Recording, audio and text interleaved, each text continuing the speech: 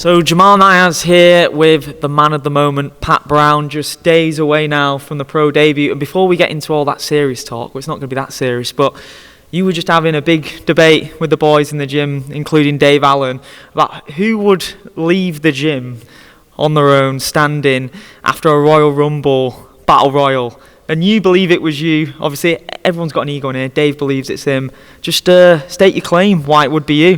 Dave's too big and slow. I'll see him coming from a mile off. Don't get me wrong, if he grabs me, I'll be in trouble, but he has to grab me first. Like a bear, isn't he? Well, he's just a bull. I'll get the red cape out, do it in front of him, and then he'll come at me, and I'll step to the side, and there he goes out the ring. Easy as that. And then I'll get him in the walls of Jericho and do him in. Yeah. He's a wrestling fan, isn't he? I might spare him out of nowhere, who knows? RKO might do that. Is he always talking about wrestling to you? Because he loves it. Me and Dave, do you know what? Since Dave's come in the gym and we've obviously come together and all that, I always remember I was actually sat here and he's come in and straight away I've never like properly met him before, and he's grabbed me, like shoved me up, and he said me and you were going to spar and all this, because he loves sparring. Yeah. He has to spar everyone. I'm like, all right then. And anyway, Niaz and Jamie said, yeah, we can get in the ring and stuff. So we ended up doing a few rounds, and we had a right ding dong. It was funny. Obviously, he's a very big bloke. He's massive, Dave, and technically he's very good. People underestimate his boxing ability, and he's definitely got it. And yeah, we had a good spar, and we really push each other in the gym, and we've developed a proper sort of a brotherly love. We've got a really good relationship. We're always back and forth, but yeah, when it gets to real talk, he knows who the daddy is, and it's certainly me. I mean, you did a semi-polite thing there by not going into the sparring, but Dave just wants to say he's the champ in front of everyone, doesn't he? Yeah, he was trying to say that he wiped the floor with you, essentially.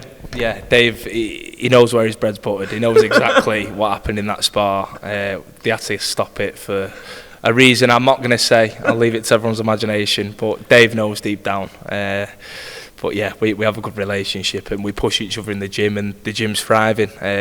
You've seen it then, it's bouncing from pillar to post, and yeah, it's a great atmosphere to training.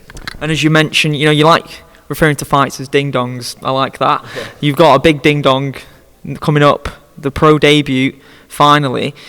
What we experienced in November, I believe, or was it December, when you had that unveiling, that was unlike anything we've seen for a pro debut for Matchroom. Eddie Hearn doesn't go out of his way to do that for people.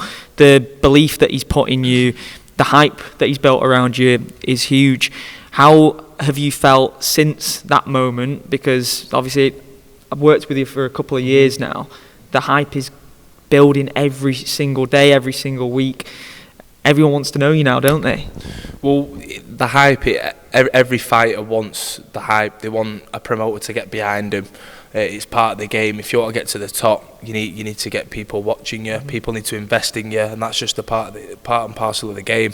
Obviously, I've come from just doing the sport itself in amateur boxing and just focusing on that, whereas as a pro, everything comes together. You have to bring in a bit of entertainment. Yeah, you've got to entertain, you've got to box, you've got to bring a bit of character, you've got to mould yourself with loads of other different things coming from left, right and centre. So yeah, I'm very privileged that Eddie's put the energy behind me, and Matchroom have, and so far I've delivered with, obviously I had a good few people turn up there, and I wasn't even expecting it, so it meant everything to me. And yeah, I can't wait for the 28th of March now, because I do feel like it's been dragging on for too long now, and I just want to get in there, get the job done, roll on to the next one, and then keep the momentum going. Because when we spoke before, when you were an amateur, you were itching to turn pro prior to the Olympics. Obviously, you can't miss out on an experience like the Olympics and have that on your resume. But you have to be patient at this point in your career, don't you? You're going to have to fight guys that, in your mind and in the public's mind, are nowhere near your level to get those rounds in, to get that experience on the big stages. Are you prepared to take it slow? Do you have to have those internal conversations and be like, this year is about racking up the resume, getting a lot of knockouts on my record, getting the highlight reel going, and eventually in a couple of years I'll be fighting guys on a similar level to me. Well, to be fair, the opponent they've got me, he's decent, he's got a winning record, and I'm happy with that. This guy's actually going to come to fight, and I know people are going to say, yeah, whatever and all this, but he's going to come to fight, and that's what I want. It's not your traditional journeyman who's going to tuck up, and sometimes they're harder because you can't break them down as easy, and they're there to just defend and do a job, you see. And in terms of obviously all these highlight reels and knockouts and all that, I don't really care about all that stuff. All I care about is getting the win and keep getting the wins, and I'll get to the top, because it's impossible not to. If you keep winning and winning and winning, they're going to have to give you the chance at some point. And I kind of just social media and all them reels and highlights and all that stuff, I'm not really too involved in it all. I just want to get the job done, whether that's a knockout or decision. As long as I put a good fight, I entertain everyone, that's all I care about. But I think the power that you possess, whether you don't care about delivering highlight reels or not, I don't think it's going to be a choice. I think the power that you've got is just going to be destructive for most opponents that are going to be in front of you over the next year or so. I feel like the highlight reel knockouts, it's going to be inevitable. Very fortunately for you, unfortunately for the opponents. Yeah, people say I punch hard, and obviously I'm not going to sit here and say I punch really hard, this and that, because I've not had my first pro fight yet. As soon as I put the gloves on, as soon as I feel what it's like and I've got that first fight out of the way, we'll see if I can punch hard or not. But so far in my amateur career, I was known to punch quite hard, and I was aggressive, and we'll see if I can bring that to the pro game. I'm sure I will. In my head, I believe I can, but until I've proved it, I'm not going to sit here and say I'm going to knock everyone out and stuff. But yeah, that's what the people want to see. They're not here to watch tippy-tappy. They want to see someone getting knocked out and staying on the canvas, not getting back up. That's what people pay the money for, so I'm going to try and deliver that. And working with Eddie Hearn, it was fun to see you on the top table with him last month, prior to Jack Catterall's fight week. He is known to having banter with everyone. You've already got that relationship there. What's it been like getting to know him on a personal level, to have him steering your career, having your back? And he's been someone that no doubt you'll have aspired to work with when you were younger. He's at the top of the game. He has been for well over the last decade, hasn't he? Definitely, yeah. Eddie Hearn, he's the biggest promoter in the world, in my opinion. Everyone, they know Eddie Hearn. He's on all that like TikTok stuff. I don't have it, but you see loads. He's always trending, right? Yeah, he's always trending. He's always in the public eye, and you can't ignore that. You can't deny it. It's a good thing to have, and I'm happy that I'm with that promotion. He's having the back and forth with me, having a bit of banter. That's what I like. He knows that's the sort of character I am. I like a bit of banter, and at the end of the day, business is business. I'm there to do a job for him. He's there to do a job for me. If I don't deliver a job, I know that it'll be no more bantering, it'll be no more nothing. That'll be it. I'm down the road, because that's the sport of boxing. So we have a good relationship, and we'll work together. We'll get to the top. But I know on the flip side of the coin that boxing's harsh. You can't be pals with everyone. And if I don't deliver, I won't be getting to where I need to be. I think you mentioned on that top table when you was alongside William Crawler, and I think you mentioned about how on a few occasions you were on the building sites together, whilst you was both striving towards where you are today. So when you're fighting on the same card as someone that's a reminder from where you've come from, those full circle moments must be cool specifically for you, because long hard hours, probably a lot of days where your body's spent even before you've got to the gym.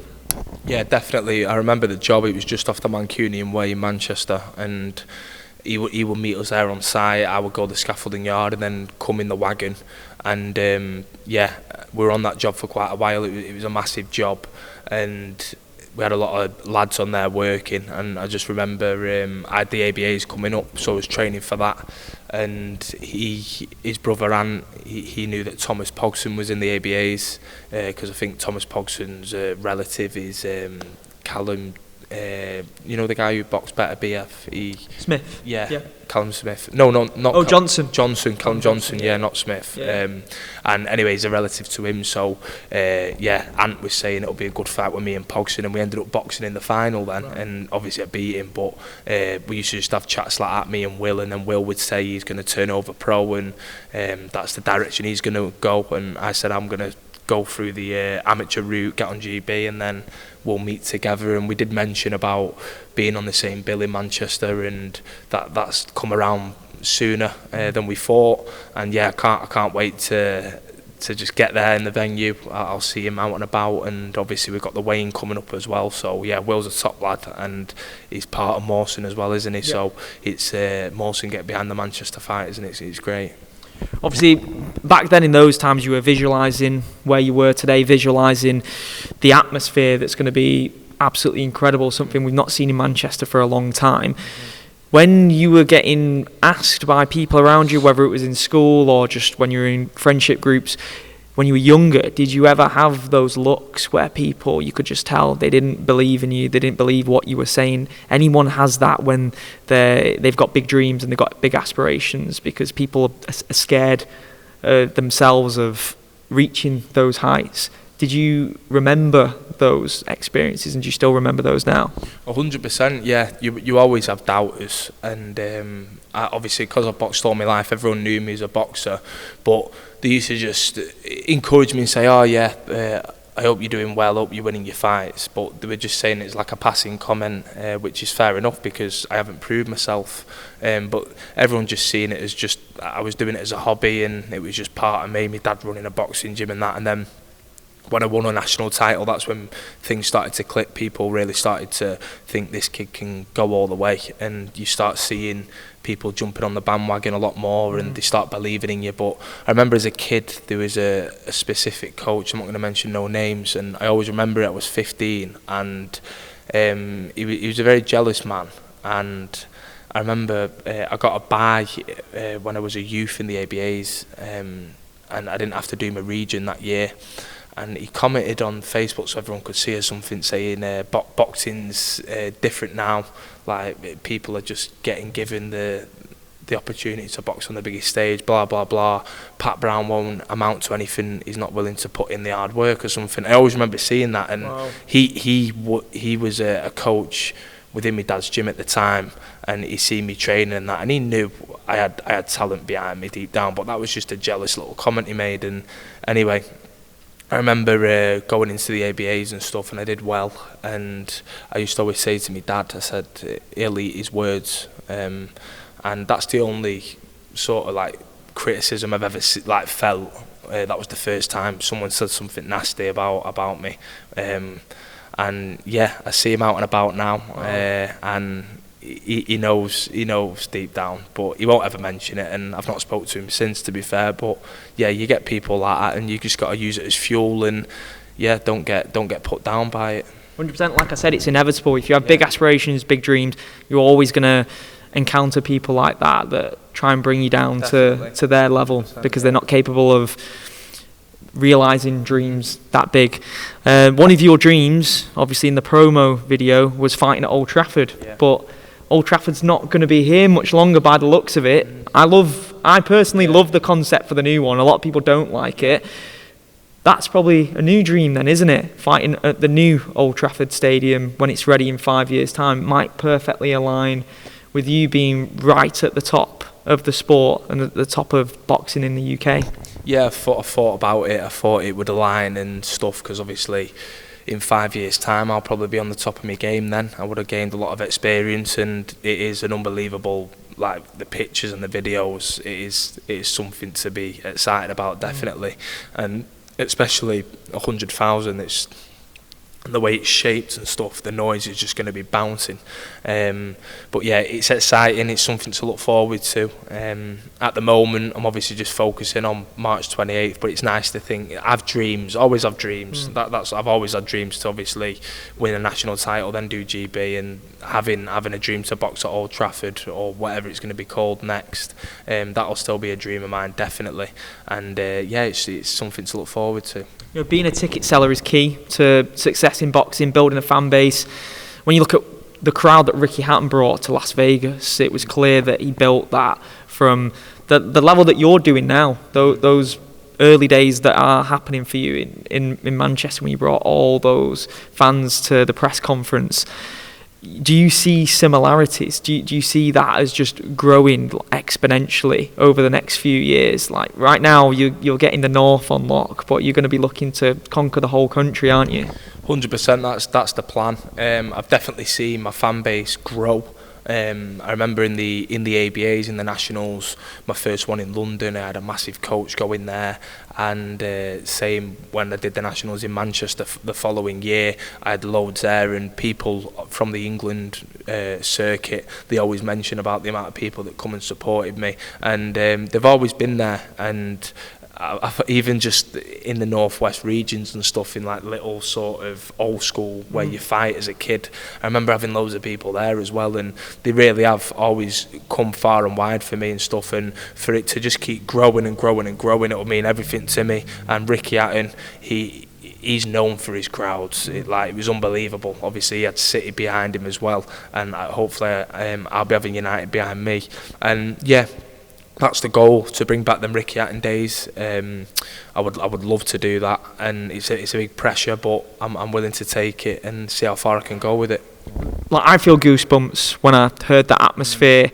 I can't imagine what it's like for you when you hear it and when you're gonna feel it walking down the entrance ramp. Is that probably the most alive you ever feel, when you hear everyone sing your name? Because it's now Pat the Bomber, isn't it? Pat the Bomber Brown, so you've got your own chant as well. Yeah, that chant's been going on for years. It's just becoming a little bit more known now. Yeah. It's definitely when I feel most alive. I remember in the Olympics, when I was in the little tunnel bit about to go out, and like all the nerves went. I was just electric. I was ready to go. I was locked in. I could hear them all singing, and there's no better feeling in my eyes than walking out to everyone I love, cheering and enjoying it just as much as I am. So that's what the sport's all about. It's about bringing everyone together and giving everyone a good night and memories to take with them forever. Awesome. Final couple now. The boxing landscape continues to change. Obviously, Riyadh season, that's been a thing for the last couple of years. Dana White has now entered the fray with Turki Al Sheikh. They're looking to conquer the whole game. What's that like as a fighter, hearing that news? Because obviously Eddie Hearn said his thoughts. What do you make of it? Do you feel like potentially the promoters could end up collaborating with Dana on this? Yeah, potentially. I don't see why not. I think Turki Al Sheikh, he's very smart with what he does. He's already obviously got Eddie Hearn and Frank together that we've seen, and now in everyone's eyes that's just normal, seeing them together. Whereas years back you would never dream of it. You would think that's an impossible thing. They're always going to be rivals, but now that's just the norm. So I think with Dana involved in everything, whenever boxing's getting spoke about, I see it as a good thing. Boxing's massive. There used to be a time where UFC was creeping up to boxing, and now I just feel like boxing's just, it's elevated again and it's just skyrocketed. But I see it as a good thing. Obviously Dana and Turki Al Sheikh, they want to obviously make it as like one champion, similar to the UFC, don't they? And I see that as a good thing. I think the fans get to see all the good fights that they want to see, like they have been doing with Riyadh, but I just feel like it's going to be on a bigger scale now. And if Frank and Eddie can join up with them as well, I don't see why that's going to be a bad thing. Awesome. Yeah, it's really exciting. I personally would love to see one world title per weight class. It'd be very easy to distinguish who's the best.